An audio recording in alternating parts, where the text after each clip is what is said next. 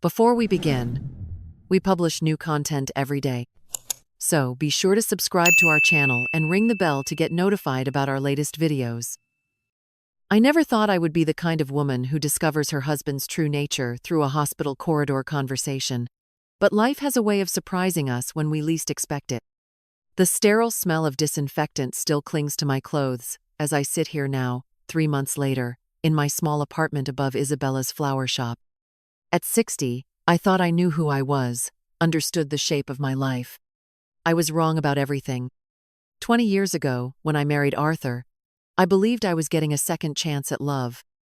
My first husband had died young, leaving me to raise Clara on my own. When Arthur came into our lives with his distinguished silver hair and careful manners, he seemed like a gift. He was successful, stable, and seemed to genuinely care about both Clara and me. Arthur had a way of making suggestions that felt like requests, but carried the weight of demands. "Amelia, darling, wouldn't it be wonderful if you could focus entirely on making our home perfect? Your career was so stressful." And I wanted to be wonderful for him. I wanted to be the perfect wife. So I quit my job at the accounting firm. I told myself it was temporary. But temporary became permanent so gradually that I barely noticed. Arthur would come home to elaborate meals, a spotless house, and a wife who had spent her day ensuring his comfort. He would praise me for it, and I glowed under that praise like a plant reaching toward sunlight. Leo was part of the package, Arthur's 30-year-old son from his first marriage. From the beginning, Leo treated me like hired help.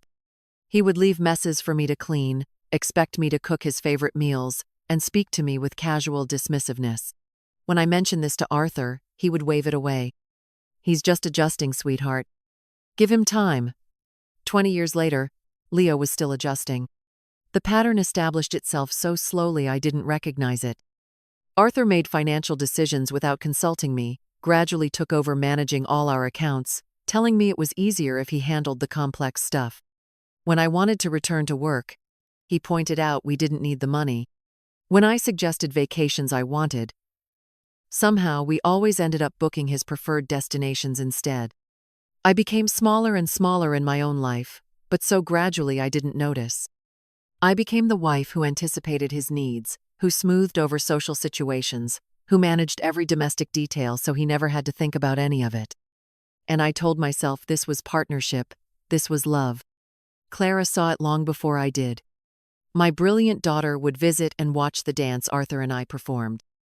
She would see how I jumped up to refill his coffee before he asked, how I agreed with his opinions even when they contradicted my own beliefs, how I deferred to him on every decision. "Mom," she said more than once, "you know you don't have to live this way, right?" But I would laugh it off, tell her she didn't understand marriage at our age, that compromise was natural, that Arthur was a good man who took care of me. The stroke happened on a Tuesday morning in March. I called 911, rode with him in the ambulance, moved into his hospital room. I slept in the uncomfortable chair, brought home-cooked meals, managed his medications and appointments. The nurses called me an angel. Arthur's friends praised my devotion. Everyone marveled at what a dedicated wife I was. 3 weeks into his recovery, I realized I hadn't had a proper meal in days. I went to the hospital cafeteria, and walking back with my tray, I heard Arthur's voice around the corner. He was on the phone, speaking in a tone I had never heard before, casual and careless. "Leo, buddy, relax. The doctors say I'm going to be fine. This whole thing was just a minor setback." He chuckled. "No, don't worry about that. The plan hasn't changed. Everything is still going to you when I go.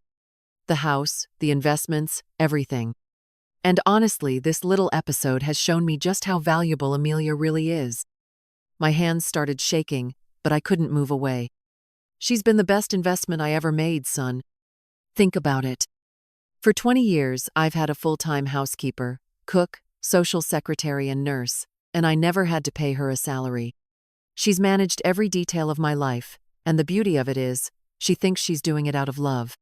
The tray slipped from my hands and crashed to the floor. I stood there, staring at the spilled soup, and felt something inside me break open. When I die, she won't get a penny, of course. I've made sure of that. The prenup was very clear. and everything valuable is in trusts that bypass her entirely.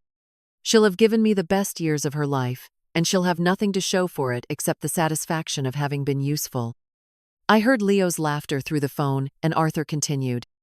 "She's so grateful to be included in my life that she's never even thought to protect herself.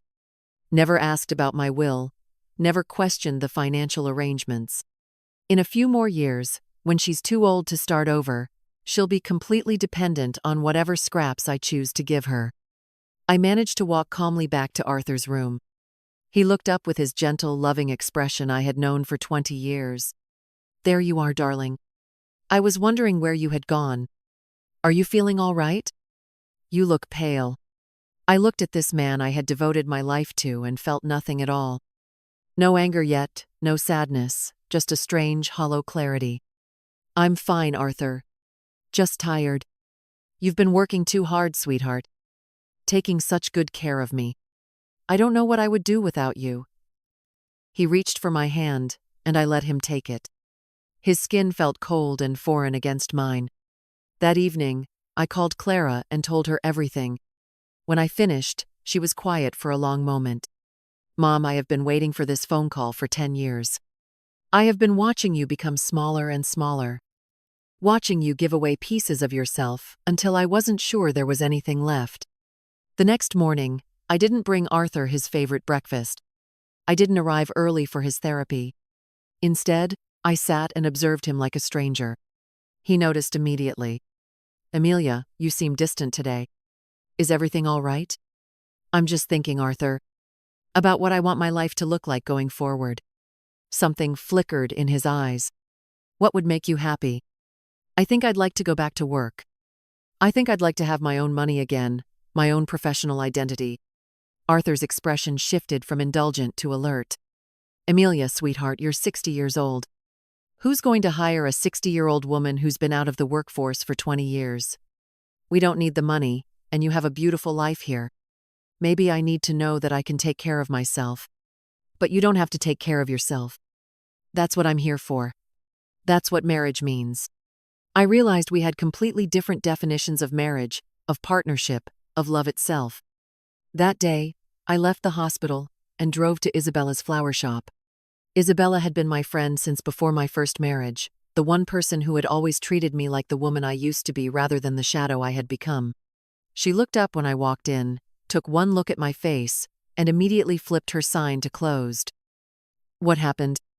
I told her everything. When I finished, Isabella stopped arranging her flowers and looked at me directly. "You're Amelia. You're brilliant with numbers. You make beautiful gardens. You remember everyone's birthday. You can organize anything. You are not Arthur's supporting cast, Amelia. You are the star of your own life, and it's time you started acting like it." That night, I stayed in Isabella's guest room instead of returning to the hospital. I slept better than I had in months. The next morning, I went to see a lawyer. Patricia Mills listened to my story with careful attention. When I finished, she leaned back and studied me. "Mrs. Henderson, do you have any idea what your financial situation actually is?" I realized with embarrassment that I had been living like a financially dependent teenager for 20 years. Patricia explained that California is a community property state, that I might have more rights than I realized, especially if I could prove I had contributed significantly to our marriage while sacrificing my own career opportunities. Over the next week, I played the role I had perfected while secretly gathering documents. Patricia's investigation revealed that Arthur had been systematically moving assets into trusts naming Leo as beneficiary. He had been planning for exactly this scenario for years. "Mrs. Henderson," Patricia said, "your husband has been preparing for the possibility of divorce for years. He has been methodically protecting his assets from any potential claim you might make." I thought about Arthur's casual assessment of me as his best investment and realized he had been planning this from the beginning. What are my options? We fight. We challenge the prenuptial agreement, document your contributions to the marriage, trace the assets he's moved. It won't be easy, but you have more options than he assumes. "Let's fight," I said. The day I told Arthur I wanted a divorce, I had already moved my belongings to Isabella's apartment. Arthur was in his study when I knocked. "We need to talk," I said. "Of course." What's on your mind? I remained standing. I want a divorce, Arthur. Arthur stared at me, his expression cycling through surprise, confusion, and calculation. Amelia, sweetheart, you're being dramatic. Whatever you think is wrong, we can work it out. No, Arthur. I don't work things out. I accommodate your preferences. But I'm done accommodating. I know about the phone call, Arthur. I know what you said to Leo in the hospital. I know what you really think of me. Something shifted in Arthur's face, the mask slipping. What exactly do you want, Amelia? I want a divorce. I want my fair share of our marital assets. And I want you to stop pretending you've been doing me a favor. Arthur laughed coldly. Your fair share? Amelia, you signed a prenuptial agreement. You have no claim to my assets. What exactly have you contributed besides domestic services I could have hired someone to provide? 20 years of marriage reduced to hired services. I gave up my career for you, Arthur. I gave up my financial independence, my professional identity. I gave you the best years of my life. You gave up a small accounting practice to marry a wealthy man. Most women would consider that an upgrade. No one forced you, Amelia. I reached into my purse and pulled out the divorce papers. Actually, Arthur, I have more options than you think. I set the papers on his desk and walked toward the door. Amelia, you don't want to make this ugly. You have no idea what you're up against. I turned back one last time. You're right, Arthur. But for the first time in 20 years, I'm fighting for something I actually want. And that makes all the difference. The next 6 months were difficult but clarifying. Arthur fought every aspect of our divorce with calculating intelligence. But I had finally found my own strength, my own determination. Every legal maneuver only reinforced my certainty that leaving was right.